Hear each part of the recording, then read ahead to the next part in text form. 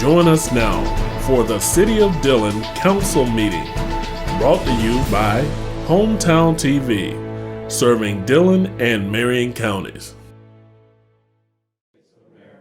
To the republic for which it stands, one nation, under God, indivisible, with liberty and justice for all. Our Father, which art in heaven, dear Lord God, it's once again that we humbly come before your throne of grace to give you thanks for your Son, our Lord and Savior, Jesus Christ. We thank you, Lord God, for all of your many blessings bestowed upon each and every one of us. We pray, Lord God, in Jesus' name, for your continued blessings upon our Mayor Pro Tem, our City Council, our City Manager, our City Attorney, and all the department heads on tonight as we make decisions for the betterment of all the citizens of Dillon. And we pray in everything that we do, you be careful to give your name the glory, your name the honor, and your name the praise. For it's in Jesus' name we pray. Amen. Amen. Thank you, Ben. First, approval of the agenda, which will include an executive session to talk about the First Bank lease and the golf course agreement and land purchase. And after we return from to open session, we'll discuss what we did in the executive session. Can I get an approval of the agenda? I make a motion. I say select. All those in favor? Aye. Opposed? Okay. All right. Approval of last minutes, February 10th, 2020. Can I get a motion? I make a motion. Second? I second. All those in favor? Aye. Nay? All right. I don't have a lot tonight. Looks like we've got a full agenda, so that's probably good. We've got the chili cook-off this Saturday. I don't know how many of you have been involved with that in the past. It's a lot of fun, and it's St. Patrick's Day. We're going to kind of combine those two. It's going to be out here beside, in the, what do we call that? South Plaza. Is that street going to be closed off? We're going to have music, and it'll be nice. That's hopefully the weather will work with us on that. Continuing to some of the things that points that I've made in the past, and I'm going to bring these up because I want them to stay in front of us. Sewage, getting some kind of long-term plan for west of I-95, and also development and annexation of 34, hopefully out to Harley Bridge Road. And it doesn't look like we're doing anything, but these things are in the process of being worked through. Those things are not going to happen quickly, but I think they're things that we should keep in front of the council so that it's a little bit of a sore so that we stay on it and work through it. Really, that's about all I have, Glenn. Excuse me, fighting I hope just a pollen infection here, but Well, I'm getting over a migraine, so we're not in a good place. in your packet, and we had talked about this, I believe, back in the fall, prior to Christmas, about a truck route in Dillon. We had a truck route that was passed by council in the late 90s, early 2000s.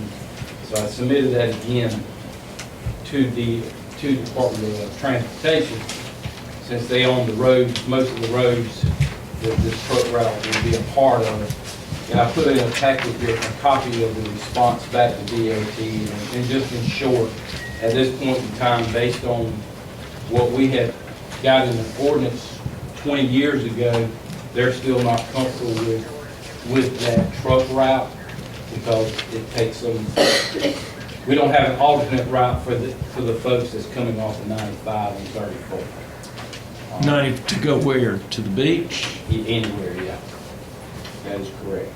But like I said, a copy of that letter from Mr. George. We're just trying to cut it through downtown. That is aren't we? correct.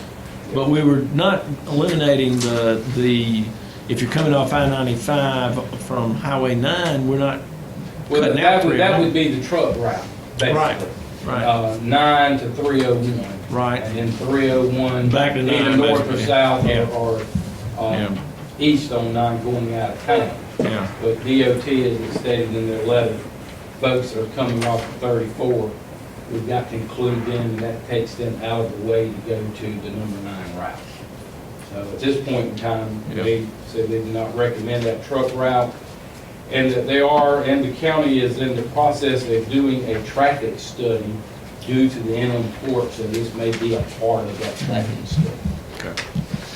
But I just wanted to give you an update on that. This time last year, I came to council and told you I was applying for a FEMA grant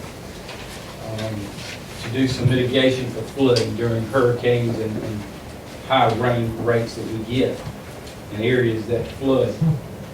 So we applied for a grant through FEMA to do a study of our stormwater system throughout the city.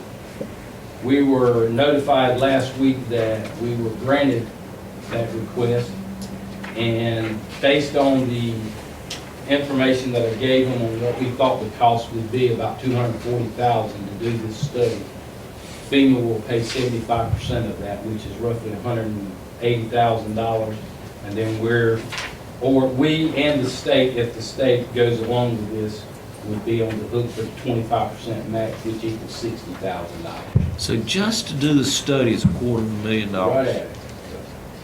Now, that hasn't been bidded out or anything like that. Yeah. It's just, Rough numbers that estimate. we put together. But whatever that cost is, FEMA will pay 75% of that cost. And then what they call the non-federal share. And if it's work like it's done when we have a FEMA disaster, they pay 75%, we pay 25% of whatever we've got to fix or repair. And then a year later, the state may give us back 12.5% of that 25%. They will usually do that within a year after it's complete. That's to pay for the study or any repairs as response? No, this is strictly for study. I'm talking about when we've done FEMA stuff. Okay. It follows the same guidelines Okay. as far as pay or percentage of what would be paid. Now, So, have you written a letter to DNR, or talked to DNR about actually cleaning out Little PD on the side? that will be a part of this study, Okay. in that, as we all know, and Bert and I met with the disaster preparedness folks and the South Carolina emergency preparedness folks last Friday, talking about these things. We all know that the water that stays in Dillon or goes out of Dillon's got to go outside of Dillon into the county. Yeah. So that would be a portion of also getting that involved. Who's going to maintain, there may be canals that may need to be widened, Right. things of that nature, and that's what that study will also give us. And we have until 2022 for this to be Use done. Yeah. And so roughly 2 years. It took us about a year before they notified us after we applied for the grant. So Who does that kind of study for? different engineering firms. You just put it out there on that? So what you're saying is after the study is done and they come up with a result, the payment of that, you can obtain another grant to pay for that? No. However, whenever that study is completed and there's cost associated to do the things that study recommends, we now have a study that now we can go in front of the feds or the state and say, this is what our study says, help us. This is a recommendation. Help Oh, I us got you. with grant money for that. It's not a given that we'll get it. That is correct. So that's where we are on the FEMA grant. The next item of business that I have is again talking about money. The state revolving fund, which is a part of the Commerce Department in South Carolina, along with FEMA and the federal government back in December, they gave the state X number of dollars to use through a loan program to do some mitigation on any infrastructure, water, sewer that may be, has problems when we do have hurricanes or a lot of rain to create flooding. And we have one area in particular that we always battling, and that's on the Hillside Drive area. The gravity sewer line that is in the swamp, that comes from, is it from the high school area part? Yeah. Yes, sir. High school back over. Goes through behind the high school, through the swamp, by the PD River, and then it comes up where Jackson Street, No, it comes up at River Drive. River Drive, okay. That line, we're continuously getting I&I, which layman's term, there's holes, there's breaks in the pipe where groundwater Comes into our is sewers. coming in and flooding that system. And then now we're treating non-sewer at the wastewater plant. But when we have a lot of rain and the river rises and hurricanes, things of that nature, it just, that whole area floods. It floods our lift station. Then we just pretty much can't move any sewer in that area. SRF, along with the feds, have this program now where for $1 million, and this is just a number, by the way, for $1 million over 20 years, we could borrow and pay $55,000 a year. That's roughly $5,000 interest per year and $50,000 for principal. Over that 20 years period, we borrowed $1 million, paid back $100,000. That's the only way we're going to be able to fix this. 100,000 in interest. Yes, Yeah. that's correct. The only way we're going to fix this is by using our own money. This area will not qualify for any grants because it's not a low to moderate income area. So we'll have to either fix this either out of pocket with the cash that we may have on, or we can borrow money. What size to do pipe? this. What size pipe is that, Howard? It's a 10. Have we gone through this yet with the cameras and stuff to see? We can't get in it. I mean, it's just wrong. We Yeah. can't do it.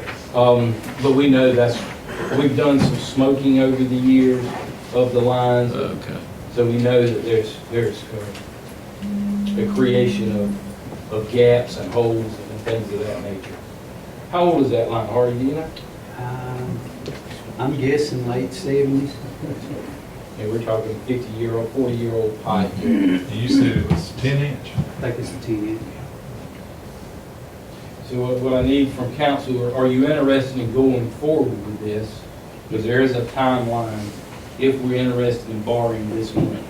What's the impact on that in your I&I, Hardy, when it floods? That lift station runs almost 24 hours a day with all this rain. All right, so let me, and just help me with this.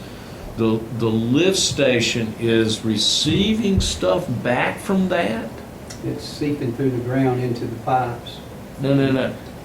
Coming back again. Yeah, I mean, why do you need a lift station there? You've got to pump it from that low point back up to another manhole.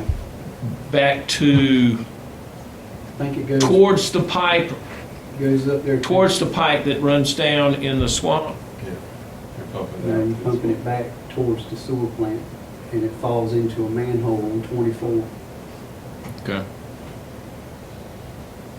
So everything that way from Coker Street and all just goes straight down to River Drive and Hillside in the corner. Okay. And then that is pumped to the pipe that goes, okay. Pump back up stream to the grave. What I'm asking council tonight is if you give me permission to go forward as far as applying for this. Yeah. Doesn't mean that we will get it. It is a competitive type loan. But the quicker we can get our information in, the better chance we have. So, Okay. again, it's 1% money. Need a motion? Well, I'd like to Okay. have some direction, All right. whether it's a motion or not. I'd like to have some. Well, I mean, it's first I knew that pipe was trouble. I didn't know what the impact was. Any idea what it might cost us a year to treat that I&I? No. Hardy, you got any idea? No, sir. Yeah. And the good thing is, we are a 5 million gallon plant a day. And we have done some things over the years to correct some I&I. Right. Maple Maple Swamp Swamp was a big thing. That was a big one, Yeah. and this is practically like that one. Right. Is that, if we can resolve that, Yeah. then that gives us some more capacity Right. that we Capture normally would capacity. have, yeah. Because we're taking that out of the system. We still have the capability of expanding our present spray field by a million About a million gallons gallons, give or take. for about $1 a gallon, right? I don't know what that number is today. Now, yeah, it was $1 a gallon. But the issue we had then, But we can Hardy- get grants for that. yes, Yeah. Hardy, help me with my memory, was finding the land, was that additional spray and was that additional lagoon? When We have the lagoon. I was told that it was designed for a 2 MGD plant when they built it. The problem is, they said we'd have to increase our air, but we'd also have to get some additional spray zones. Okay. And they did a study one time, and the land adjacent to the spray field at that time wouldn't pass. Yeah. These funds will replace what? All the lines or just that part? No, just that portion. The part Yeah. going out? Yeah, just that portion, that is correct. That won't, $1 million won't touch that. Well, and they sent me engineer A.A. Tom, who we're using some now on water and sewer. We're looking at about 6,500 linear feet of 10-inch pipe. Mm. There was a little over a mile worth of pipe. Yeah. That'll be a $3 or $4 million project, won't it? If you're replacing it all? We've got, the best estimate right now is about $350,000 to do, and we're not replacing. They go in and Smoke and fix. what do they do with that, Hardy? Line it? Well, just slip line it or Yeah. pipe burst it. Okay. There's no taps on the line Yeah. through the swamp, so you won't have to dig anything up. You're like doing a point repair or anything. You would just line So- what you have, So what kind of pipe is there now? thinking it's clay. So it's terracotta pipe. It's joint every 10. Probably. It could be 4. So your joint lines are gone, the roots are all in. And then just broke it over. And this process is, they come in and they just put in a new pipe. Put In it what out. you have, yeah. You're not digging anything up, you're just inserting something inside of it. Drilling that, cleaning and pushing. Yeah. Uh-huh. And push out. But just in that cost is roughly $350,000. For the whole pipe? For 6,200 feet. Yeah. Just to do that process now. Right. And then, and I'm pulling out the big numbers. To do the pump station, which we would have to, in a sense, relocate, but in the same areas, a deep well, bring the pumps out of the well to the top. Pumps, controls, and enclosures is another roughly $300,000. So just right there, you're at 600. $650,000, not counting other things that would be a part of this. But, that's the Well, if best it's- guess until that's if actually you're- bid out. If you've got 1 million gallons a day, I mean, that has stayed wet for, about the last 3 years, so you're probably Here in the using. last 3 months, we've Yeah. been wet every day. And all it's doing is taking in the groundwater. Yeah, okay. Can I get a motion for him to apply Well, for this on the loan? agenda, it's just in your report, we're not Yeah. allowed to vote on it. Well, all I just need is direction. Direction. And it's not that we're committing to anything other than me to apply, Yeah, is all it is. he'd like some support on the And application. I don't want to apply if you don't want me to. And if you want to apply, we can apply. And then if for some reason we get it, we have to come back to council for approval to accept. You'd like a So I motion? just want direction. I mean, Okay. I don't know. I make a motion that we apply. Can I get a second? All those in favor? Aye. Opposed? State insurance, we've talked about that several months now, and it's completed as far as paperwork has been submitted prior to our deadline of March 1st. We've done that. We've also paid our deposit towards our new premium that was due also prior to March 1st. Those folks will be in town on May the 5th from 10 to 12 to meet with employees to go over the insurance program, to answer any questions they may have. Those of you that want to be on the program, if you can, it'd be nice if you could be there that day. If not, when open enrollment actually comes, Janet will do the open enrollment, so she can answer those questions, because she'll do a 1 or 2 day seminar with these folks to get up to speed with what they require. Open enrollment has to be completed by June 1st? Before the end of May. Okay, before the end of May. So we'll come back in council meeting in May and tell you when to come to see Janet if you want to be on this insurance, so she can, do your open enrollment. I will tell you, if you're putting any children on this plan, you've got to provide a long form birth certificate. If you're putting a spouse on the plan, you've got to provide, was it the first page of your state tax, your federal taxes, where it shows if you're filing jointly, where it shows that your spouse's name is on there as well. And if not, you'll need a marriage license. Yep. Or a copy of the marriage license. That is correct. You mean if you have your wife on it, you gotta have a copy of the marriage license? Either your marriage license and or if you file jointly taxes, you can, that first page where it shows that you're filing jointly. That's not ours, that is PETA's policy there. Lastly, that I have this time, just a reminder for everyone that the police department is holding a community meeting tomorrow at 6:30 at the Wellness Center. I know it's been on Facebook several times, and then as well as the newspaper, if I'm not mistaken. That's all I have at this time. Okay, thank you. Janet? Before you get rolling, let me get all my stuff out. And, we've been kind of hard, lining all these things, line item, and, if you have questions for Janet, she's available, to us. I mean, we don't all need to, go through each line item. I think the purpose is that we're looking at it, and we want to look at it, and make sure that we're going in the right direction. And if we're not, then hopefully Janet can give us some explanations while we're doing that. Go ahead.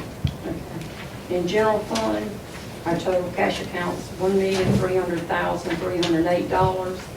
Stormwater is $148,125. In our revenues versus 2019 to 2020, we had $121,551 more in revenues in 19 than we did in 20. And some of that is due to the fact that we haven't paid ourselves back in the wellness center for the 2% for the wellness center for the budget ending June of last year, but hopefully that'll be done in the next month. And then we had $238,004 more in 2019 than in 20 expenses. What was that due to? Just run over budget, or? Yeah, and I didn't go down and Okay. pull everything out. Didn't see any. In 2019, but I can. Oh, more expenses in 2019? 19 Yeah, than we okay, did in all right. 20. Okay, all right, we get After 6 months. Yeah. Yeah. Compared to 6 months. Yeah. And then our water and sewer, with our non-restricted accounts, we've got $1,622,491. In our restricted accounts, we have $1,916,703, bringing both totals to $3,539,194. Our revenues in 20 versus 19, we had $116,509 more in revenues in 20 than we did in 19. Our expenses in 20 versus 19, we had $270,306 more in expenses in 20 than we did in 19. Okay. You want me to? Got an idea why that? Yeah. We've had a lot of pump repairs, and we purchased a truck. Then we had to do some work at the water plants, which totaled about $64,289.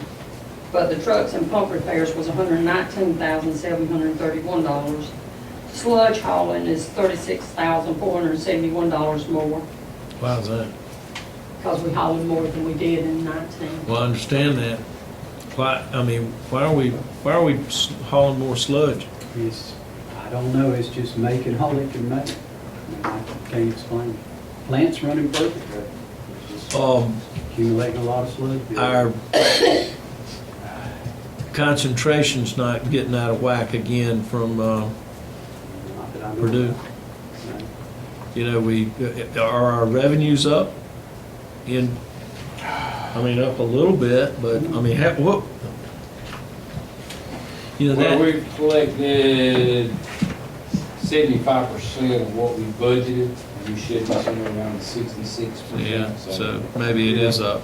Okay. All right. And I think we can anticipate maybe some growth at Purdue, so. And also remember, we're comparing 6 months this year versus 6 months of last year. And right now, our revenues in water and sewer is 3.3 million. Our expenses are 2.5, so we're about 800,000 ahead. Yeah.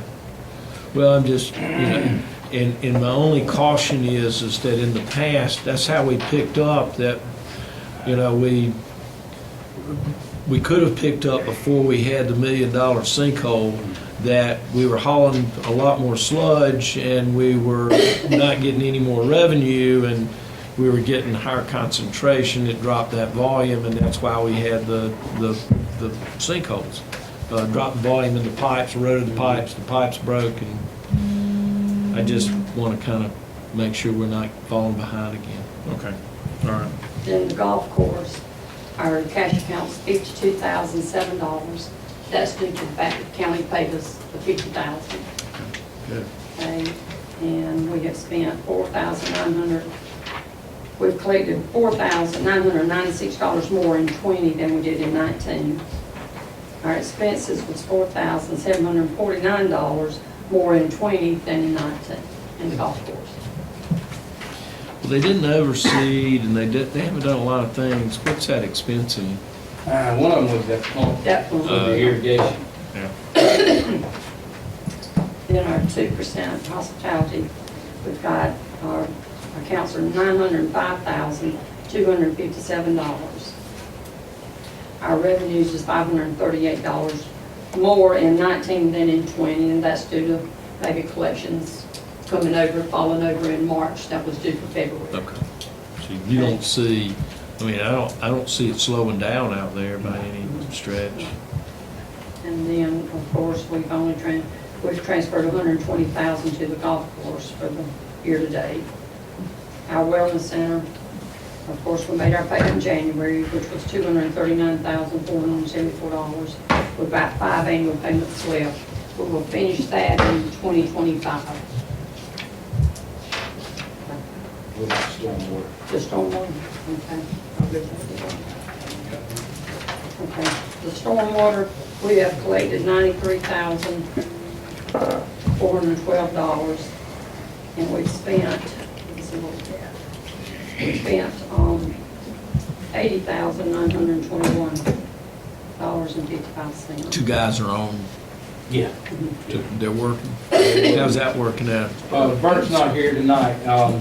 We replaced the pipe there on South Third Avenue that was discussed at our last meeting. Right. That's been completed. We replaced some pipe there on East Main Street between 6th and 8th Avenue. Trying to think if there was another one that we did. But we're working it pretty hard. They're out either fixing pipe or cleaning pipe. Yeah. Good. And in fact, I had someone come out of the office today and to thank me for what we're doing on 301 there at First Citizen in Dillon Herald. Mm-hmm. And Made an impact there. no, actually, we haven't done anything there. And I told him, I appreciate the compliment. It just, when it floods the road there is when we get a good bit of rain at one time. What we've gotten lately is slow rain. Right. So it gives it time to Let do off. something. But I appreciated the compliment, but I also told him we hadn't done anything. Glenn, when we gonna get the cameras over here on Stewart Street, Carolina Avenue, to find out about all this flooding? Whenever they can get, I mean, right now we're hitting places that where we know water was standing for a long period of time. That's one of the areas that we're hitting. Are we finished on the east side with the camera? No, we still got Cleveland Street, I know we've got to do, I think there was one over there on Washington Street and still in the Johnson Drive area, we've got to do some more there. First Avenue, South First Avenue area, we've already taken care of those, or we think we have anyway, until we get, the rain, like we get into flooding. So we've got Stewart Heights area, North First, J.B. Martin area, we haven't done anything over there yet. As far as video and anything. Man, where did Hampton Street right here, where it run from? It goes to Calhoun, and then comes down Calhoun back towards 3rd Avenue and dumps in here. So And that then- that Third Avenue will help this 3 blocks right here? We hope. When we cleaned that, because what was it, 2 or 3 weeks ago, all that was underwater. Those houses there, they couldn't get out of their house. So we went over and we cleaned. Now we've got to go back now and video that area and see exactly what it is. I do got one question I'd like to ask about the budget. Can I do that? Sure. Can you provide me with the miscellaneous and the sign and the donation? Can you provide that to me through an email or something, Jamie? What is that in? Which, It's, the local ATAC. Oh, okay, yeah. no, that's donations and signs. Right. Can you provide that to me on what you're paying out of that fund? That's all I got. And that was in the local accommodation tax? It's the ATAC, the 3%. 3%. Janet, is that all? Yes, it is. Okay. Bridget, downtown coordinator. Just to give you an update on the master planning process, on February the 27th last month, we did the second series. At that meeting, Benchmark Planning was in charge of that session. They went through all the data that they had collected during the first trip. They met with Jay David and Councilman Washington and Todd Davis came to the second session, so we did have some representation there. In this session, we saw a lot of how the plan is going to shape. They presented the maps and went through all those, so it's taking shape. And they also presented the feedback and asked us to give any feedback that we felt like they had missed in that session. And that was about You it. that was one of the wellness centers. Mhm. We had maybe 3 or 4 business owners there. Yeah. That was that the one that I was in? No, this was the next one. We had another one last week, 2 weeks ago. No, I mean the first one that, You were in the listening sessions. okay. So this time they presented all the data that they collected over those Right. 2 days, and they had interviewed over 40 people. So they presented their findings. Yeah. And so that's what this session was. This was also the public forum, so anybody from the public who wanted to participate were invited. The next session would be an actual workshop. So they'll be bringing in the maps and everything, and that's where we're gonna like really dig into it. And I think they want to do that session in May. Let me just say this, rehabbing one of those buildings, it is not cheap. It is not cheap.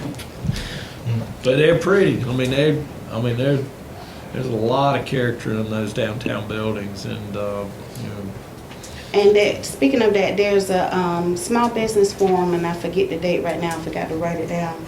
But that is going to be the SBA is coming into Dillon next month. Do you remember It's the in date? April, I don't remember the date. Okay.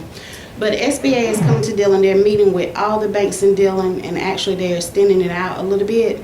But what the Small Business Administration will provide is like a loan guarantee, so that the local banks will be more apt to lend to the smaller businesses, and they guarantee the loan. So if the local business owner unfortunately have to default on the loan, the small business will come in and guarantee that loan, so the bank don't suffer a loss. So hopefully that'll help with the lending for those people who are working on projects. Any more questions? good, thank you. And I've got on the schedule, Second Amendment rights, Andrew Harden. Got 5 minutes. First of all, I'd like to thank you for allowing me to come speak tonight. A little bit about myself. My name is Andrew Harden. I'm 30 years old, father of 3. Right out of high school, joined the United States Army as an infantryman. Once I got out, I became a deputy for Florence County for approximately 5 years. Moved to Dillon in 2014 and currently raise my kids and have my family here.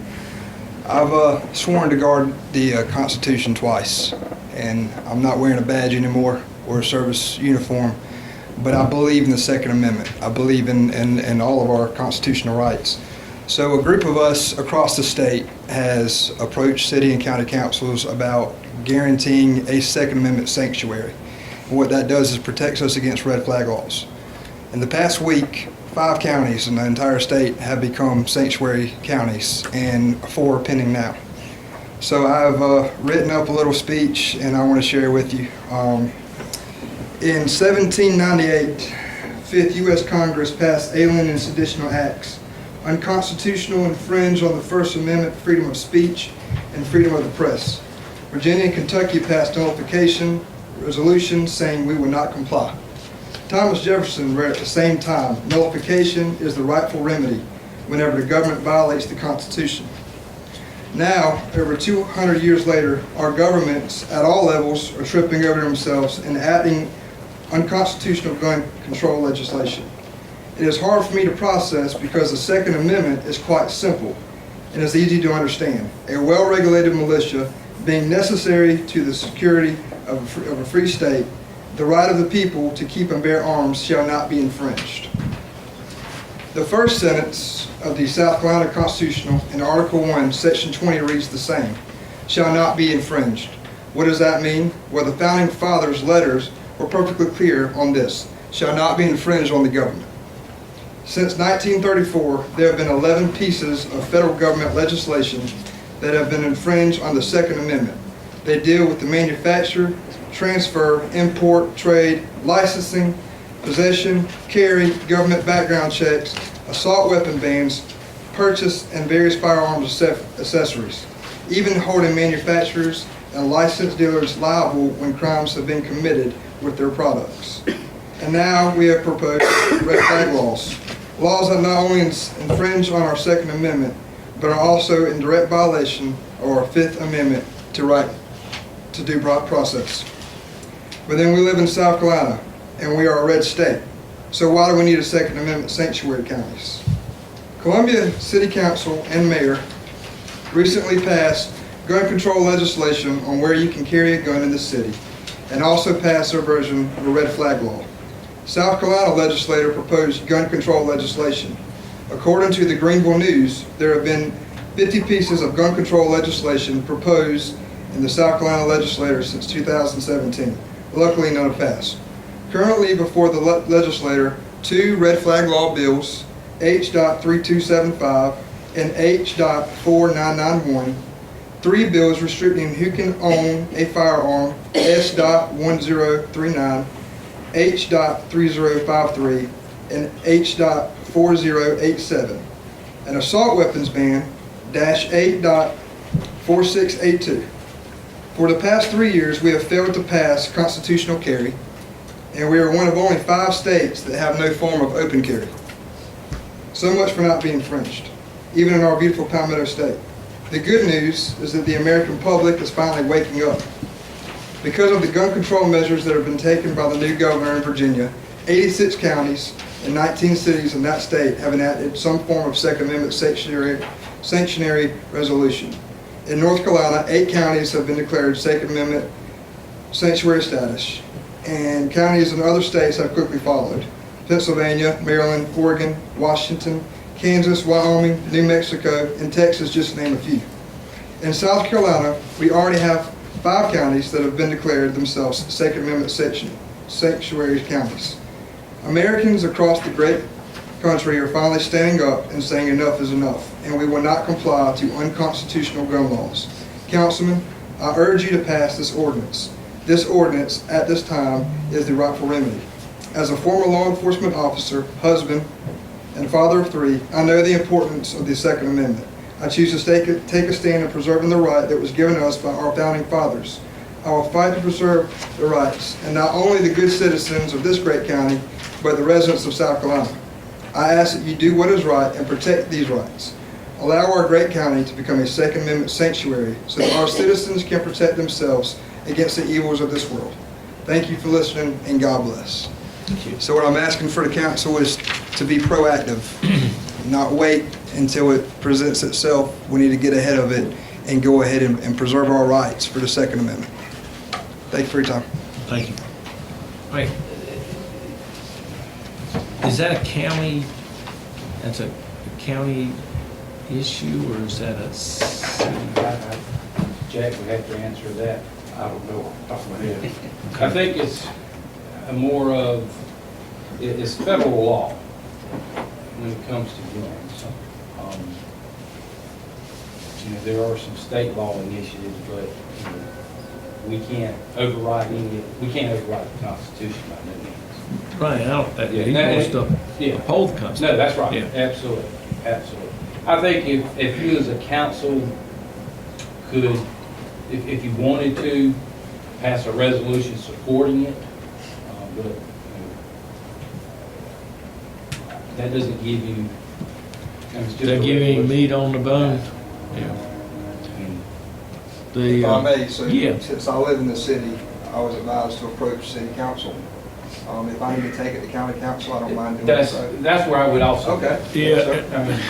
And we're not trying to put you off. We just don't know whether we have the power to address what you're asking us to address. I figured I'd have to approach both city and county council, but my main priority is getting it, getting it done. And still, if a little bit that I do know about it, which is very little, if the state, the General Assembly decided to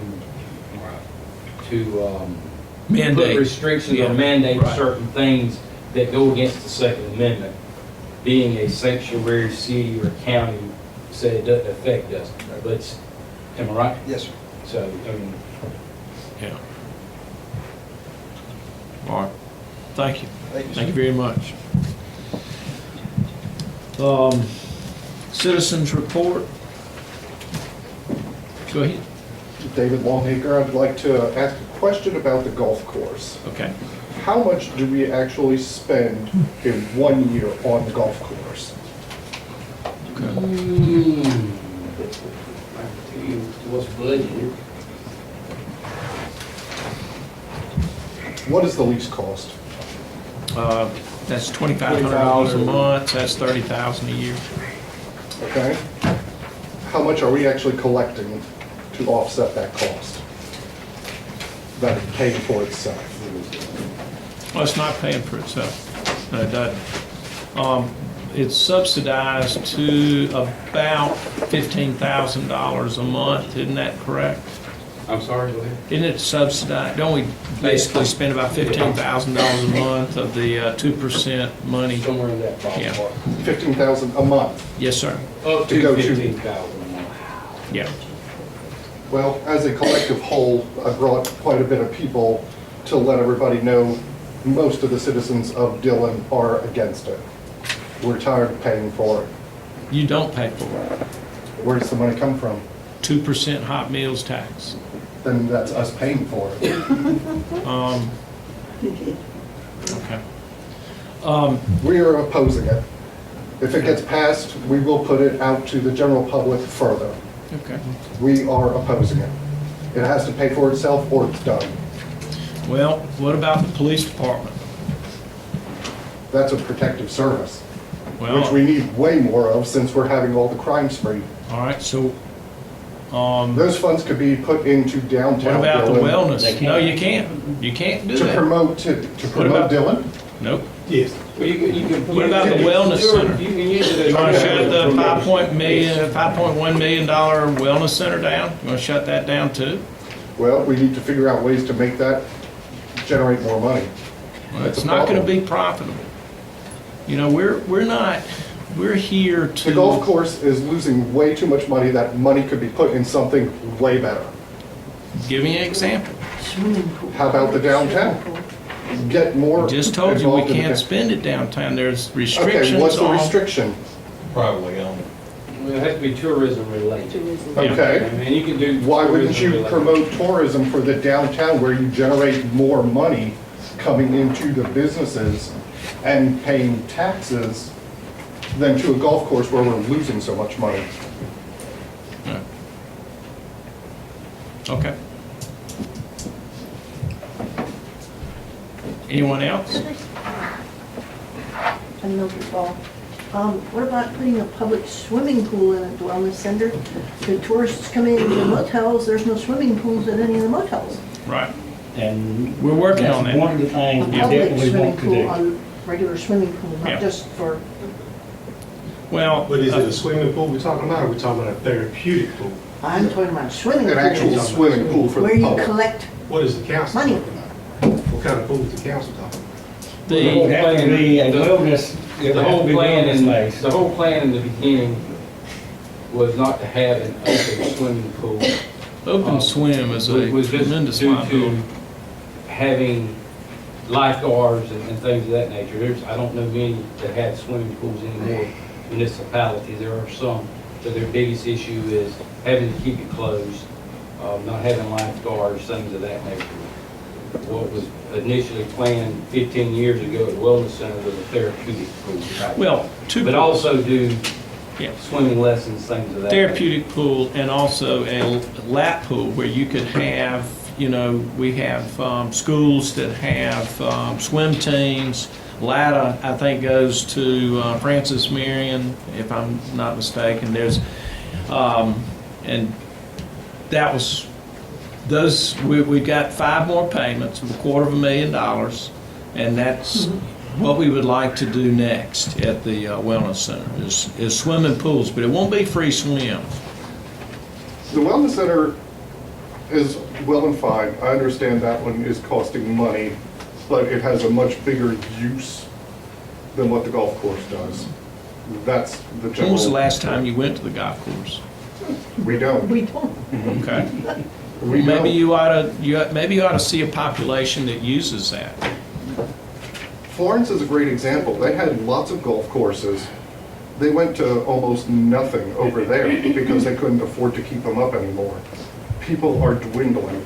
All right. May I just interject a little bit? Yes, ma'am.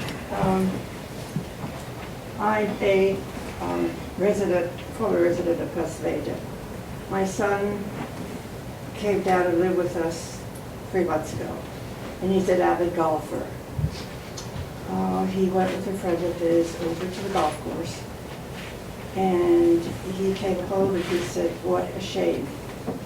He said, "That golf course is going nowhere. It's not maintained." He said, "There's so much that could be done there, and they're not taking advantage of what they have." he said the facilities inside were dirty, not well kept. There was open food standing on the counters. But he said the course itself, it's just not a pleasure to play golf. I'm not a golfer myself, but I know that we hear a lot of people saying they don't go there to play anymore. In fact, a lot of the local golf courses are closing because golf no longer is the major sport, from what I understand. So that's just my input. Anyone else? If I can just add one thing, I don't know if these citizens out here actually know, but we got $50,000 from the county. Well, the $50,000 goes straight to the golf course. So that's $350,000 of tax-paying money that's went to the golf course. Now, we got a That's part of that, that's part of the 180. Yeah. $350,000 is what I'm coming up with. Over 7 years, 50,000, do the math. But bottom line is, this council, some of the council members that wasn't on here at the time, voted for the 50,000 to go to the golf course instead of going out here to the complex to help the children. We got fields on the backside that can be redone right now. Practice is getting ready to start with softball and baseball. We do nothing for the kids. Also with the parks. Exactly. I mean, we There's can a do lot of it can promote tourism in general. So, I mean, with I'm that just kind of letting money. y'all know some of the things that could be done that y'all don't know. Anyone else? Well, since, changing gear, Dr. Walker, where are we on the transportation piece? I understand the county has done their part, are doing their part. PDRTA? Correct, Yeah, yes. yeah. I think That'll be discussed during the budget process. Okay. That's what he we're was gonna here do last. something. I feel pretty sure we're gonna do something. You know, I think it's something that we need to do, and we had some pretty positive input. So I don't know how much, but I feel pretty sure we're gonna do something. Yes, sir. Because each of you was sworn to Sir? speak for the people of the city of Dillon. Right. In fact, every meeting we say for the betterment of Dillon. I'm sure all of you have more than one transportation piece, or one mode of transportation. This transportation piece is not for you guys, it's for the citizen in Dillon. Yes, sir. That's fine. So, That's fine. We want to, that's what we're here to do. We're here to serve you. Correct. Yes, sir. But if I can ask towards the PDRTA, Mr. Strickland came, was it last month? They said they were going to start it up in April, Mr. Smith. I'd like to know where the stops are going to be at. Nobody's even told us council-wise. Now, some of the council members might know, I don't know. Where the stops going to be in the city. You know, That hasn't been, so, I mean, I would hope that Mr. Strickland would get the ball rolling so we can help our citizens get to these stops so we can transport.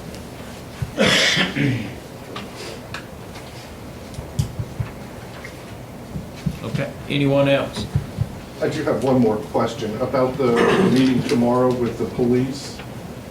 What is that going to entail?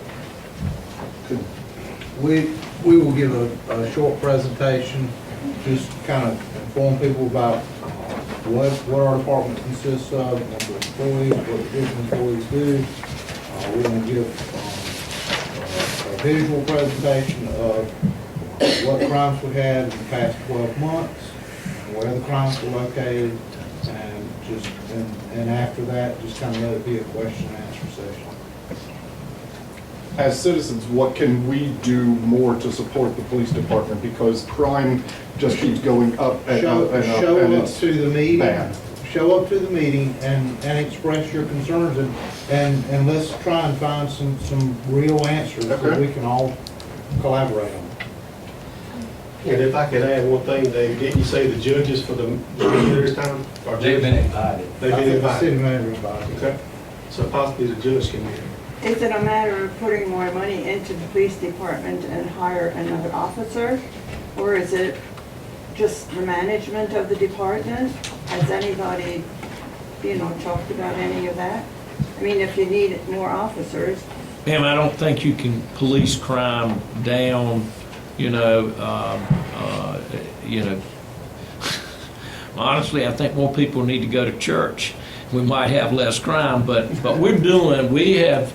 we're supplementing with cars. We've been behind a little bit on police officers, but I think now, where are we with that, David? We're still struggling some. Yeah. You know, you have so many attacks on police, nobody wants to go into it anymore. So it's really hard to get good officers to commit, good people to commit to becoming police officers. Honestly, I understand. And so do we as citizens, Yeah. but we're asking, what can we do? Because the crime Right. is becoming a huge problem. Yeah. So what do we need to do to help the police get this? You taken see care of? something that doesn't look right, call. Yes, Sir, sir. if I may, I don't know if this has ever been a discussion or not, but I know in Florence County we had reserve programs. So maybe if we had a reserve program for volunteers, I would personally volunteer. I can't quit my full-time job Right. because of the money, but my days off, I'd love to come help. So maybe if that's something you could support in the near future. David? Sure. I mean, You know I'll David- sign up for it. David Lane? Yes, sir. Yeah. Yes, sir. I do. Okay, could I add something? I've analyzed these figures before between the golf course and the wellness center.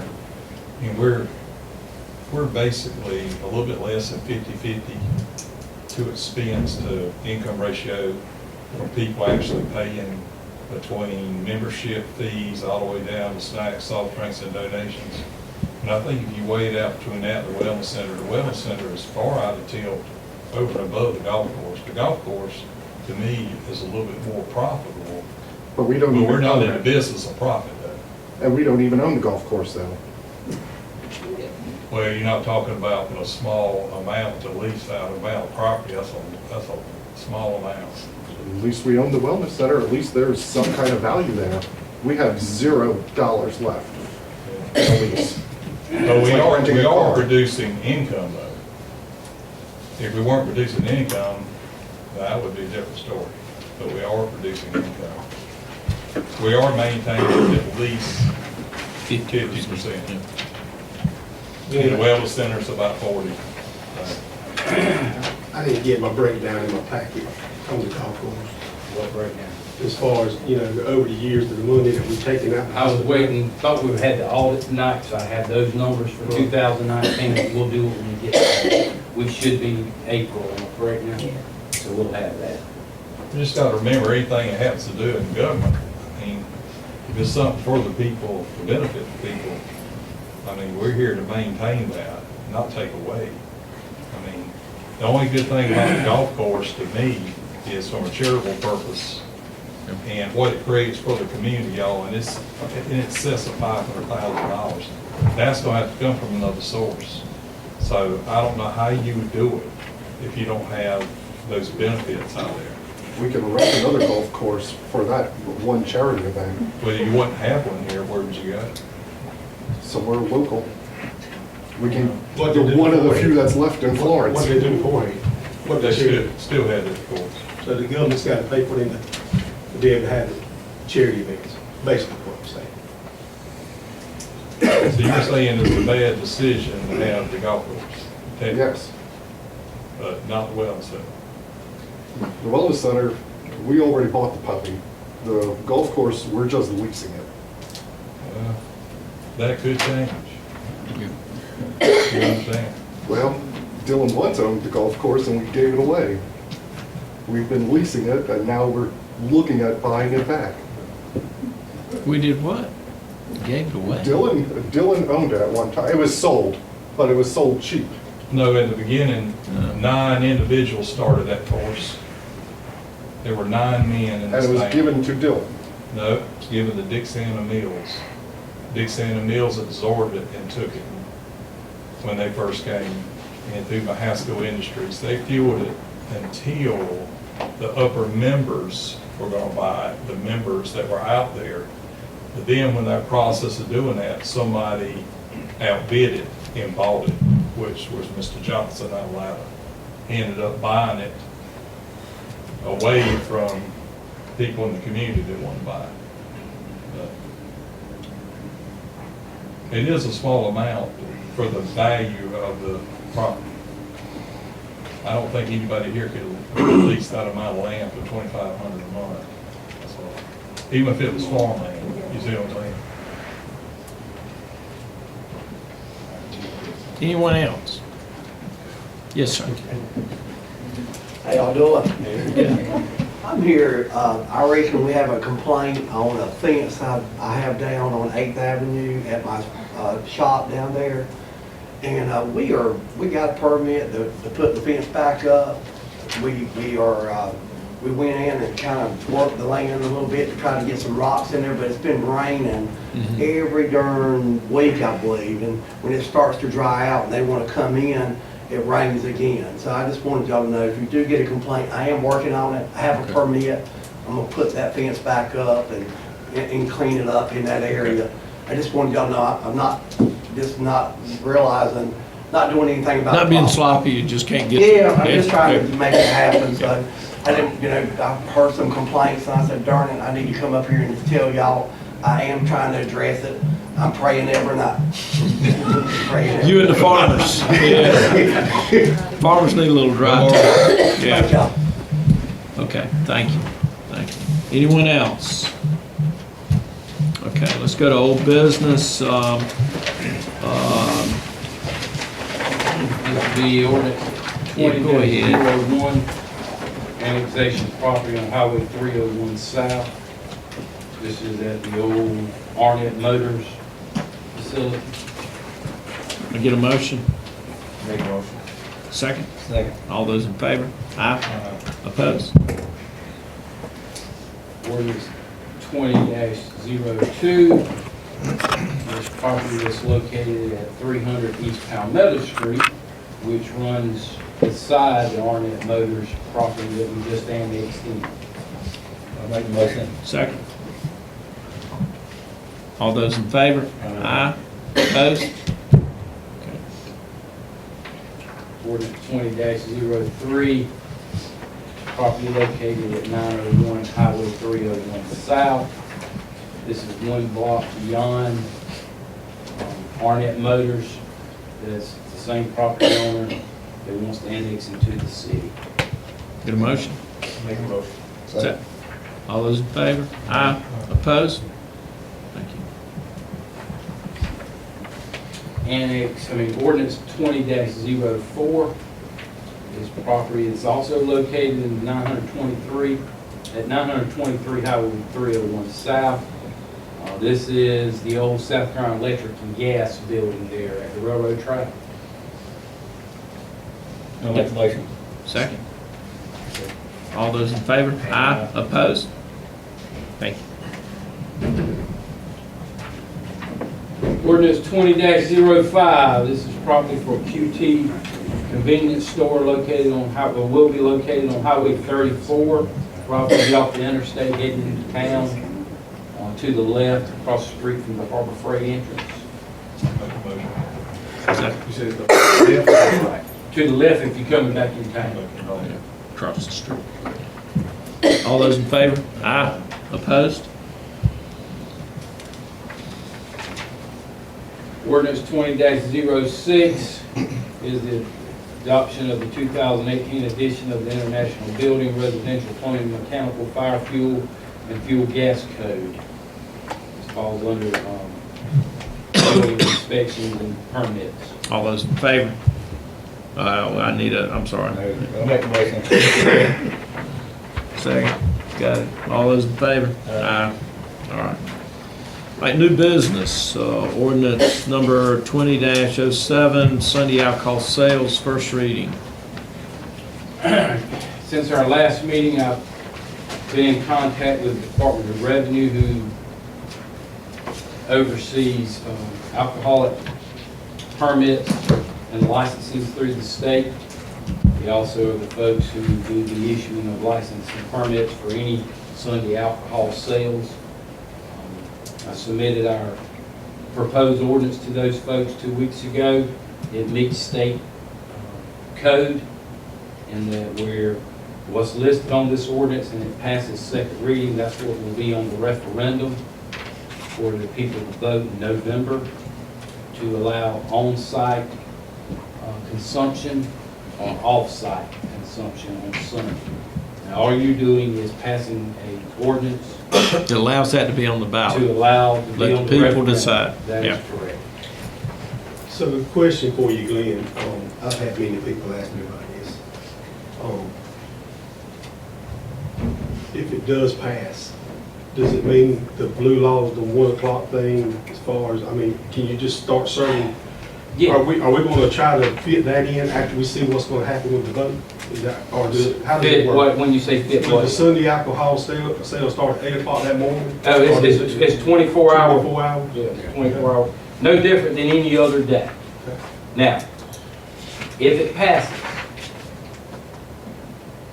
a business, restaurant, grocery store, convenience store, they still have to apply for permits. They still have to pay Department of Revenue money for that Sunday to get those permits to do that. How quick does it go in effect? It would go in effect, I'm assuming, January. That's the assumption I would make. I don't know that. As soon as Department of Revenue got all their paperwork, once this passed, we would then notify them that it did pass. Then they would start updating their online applications and things of that nature, for however long it takes to do that. I would assume that's when it would begin. And it will be a two-process question also. If you read the ordinance, it says, shall the South Carolina Department of Revenue be authorized to issue temporary permits in the city for a period not to exceed 24 hours to allow the possession, sale, consumption of alcoholic liquors by the drink to bona fide nonprofit organizations and business establishments otherwise authorized to be licensed for consumption on premise sales, quote unquote, that's restaurants.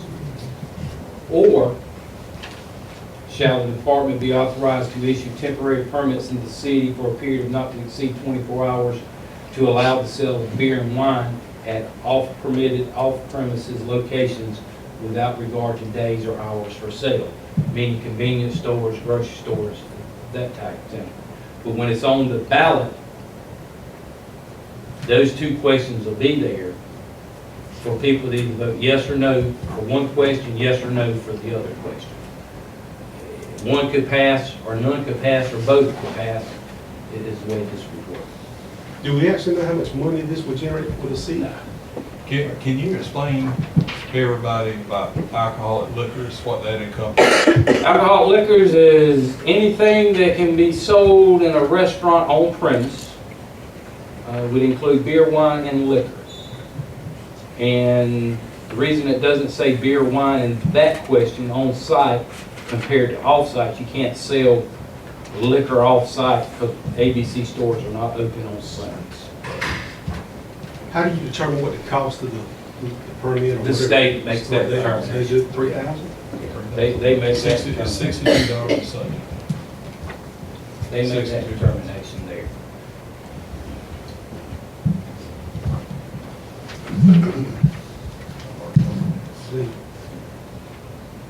I get a motion. Make a motion. Second. That's it. All those in favor? Aye. Opposed? Motion passes. All right. Accept bids on Highway number 9 water tank improvements. The city, we applied through AECOM engineering firm, through SRF, through what is known as a RIA grant, rural infrastructure. We received that to do some rehab work for our Highway number 9 water tank right in front of the racetrack area off of number 9. We received, there were 4 bids that were presented, but one of them pulled out at the end, so there were only 3 bids that were presented. High bid was $575,000 from a company called Scott I Enterprise out of Columbia. Suburban Contractors LLC out of Anderson, South Carolina came in with a low bid of $461,000. The grant is at $475,000, so we came under what the grant was. And this will include. Do we have to match any of that? Yeah, we have a 15-20% of our cost on that. This will include rehabbing number 9 water tank facility. We weren't able to do this in the past because prior to getting that one on Highway 34 at the park, we didn't have the capacity to take one of our tanks offline. Right. Now that we've got 3 tanks, we now can start working on some of these tanks and getting them back to tip-top shape. Get a motion. Make a motion. Motion for the lowest bid, or is that? Yeah. Lowest bid, Lowest yeah. bid. All right. I'll All the, second. You got a go ahead, second? guys. Go ahead. All those in favor? Aye. Opposed? That's all I have. Okay. All right, council member report. Johnny? Glenn, I thought you would talk about the hotel in the meeting you had with the business owner. I want to tell you, I appreciate you talking to him. Yeah, and I will bring that up real quick. The hotel that we've been, or the motel we've been talking about on number 9, Chief Lane and I sat down with the owners, I don't know, 2-3 weeks ago. We're working out some things to help them, for them to help us. Haven't nailed down everything we want done out there, but they seem to be willing to offer advice, and also willing to maybe contract us where we can put extra people out there and they pay that cost. But you will acknowledge we do have a problem. Well, based on what we've seen, you know, we have issues there, yes. Also, I'd like for y'all to look into, I'm hearing that they got makeshift tents behind the motel, the hotel. So if we can get an officer just to go back there and look to see, we don't want that, you know. But if you would, Also behind food line. also behind the Food line? Okay. If y'all would do that. The last thing is this, the lady in the audience asked a while ago about the police officers. I have a big concern here. We just hired a new animal control officer. You had 7 to 8 applicants to put in for that job. Police officers wise, we had 3 officers down, and we only had 4 applicants put in for the job. Now, the animal control officer makes just as much money as a police officer starting off. I'm asking this council, I've been on council almost over 11 years. I'm asking this council to look into trying to, our first responders, we are the lowest paid. I don't know if you went and researched it or not, Glenn. Yeah, I did. We are the lowest paid. We have to increase this. Now, money's not gonna be a motivator on everything, but money is a motivator on some things. I'm not gonna speak for Chief Lane, but he don't have any incentives to offer anybody coming to the police department. Now, we've done a lot of things that we hadn't done over the years. But I'm asking, we not just only the first responders, but the employees altogether. You got some employees that don't make the $13.50 to $13.75 an hour, and they've been here 10, 12 years. We've got to look at this. We've got to change it. Somehow, not a 50-cent raise, at least $1. And I'm hoping then that you'll come back, not at the last minute. You asked me not to come at the 11th hour this time, Dr. Lawson. But come back 2 or 3 months now and let us know what you can propose. What can we do? Well, it'll be, again, I sound like a broken record when I talk about insurance, especially to the employees. We won't know, because I feel like we're going to have a huge savings this year from insurance.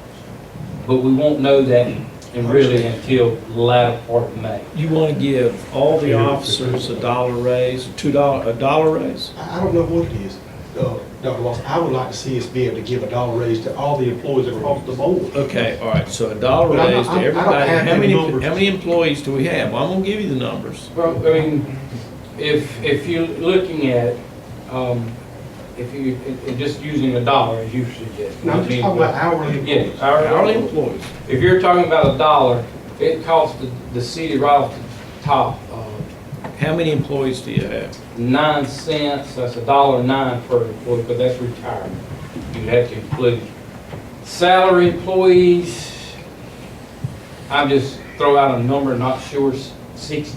60. I mean, hourly employees. Hourly 60. employees, 60. Yeah, somewhere in that. So ballpark. $1 an hour is $2,040 a year. So that's $120,000 a year that you're gonna add. So how many meals is that? That's about 8 meals, calculator, 8 meals, 120,000. Well, not necessarily, now, we're having a substantial savings with the insurance, so that can offset a lot of the costs. All I'm saying is that, you know, it's a sustained, you know, you can't take back a $1 raise. If you've got to sustain that in your budget. In order to make that work, 120, what's a meal, 16? About 17,000. So what's that, 90, how much, Hold on. how many meals is that? 9 meals? 9 times 17 is $150,000. Okay, so maybe it's 7 meals. But we won't know. I'm just asking you to crunch Well, the numbers and and- bring them back, so we have an ample of time. And I to look want at to it. pay, I want to be fair, but now you said we were the bottom. My understanding is that we were exactly in the middle the last time we looked. Well, When we you- were, but when you- everybody in our surrounding area now has. Well, let's do that again. I mean, we want to be fair. David's got it also. We got a copy of everybody in our area last week. I mean, and if we're not in the middle or upper end, then let's get there. Well, my thing is, I realize the numbers that you're gonna have to get with all the new insurance. I just want you to come back and give us a little bit of time that we can look at it, digest it, and hopefully be able to do something. That's all I'm asking. Yeah. Well, I'm not opposed to it, but I'm not gonna. I just don't want to see us pass a budget where we're gonna rob one-time money to make that for 1 year, and then the next year we're in a place where we don't have that money, and now we've got to raise taxes and raise taxes and raise taxes. So And lastly, I understand what you're saying, Outlaws, but we've gotta protect the citizens at all costs. that I We've got to have do no that. challenge of that. No challenge of that. But I'm not opposed to the millage increase, but I just don't want everybody to say, hey, gone, you know, Dillon went up 7 meals. You know, that's what it takes. That's what it takes. We'll do it. You know? We all elected. You can get rid of us at any time. All right, Jay?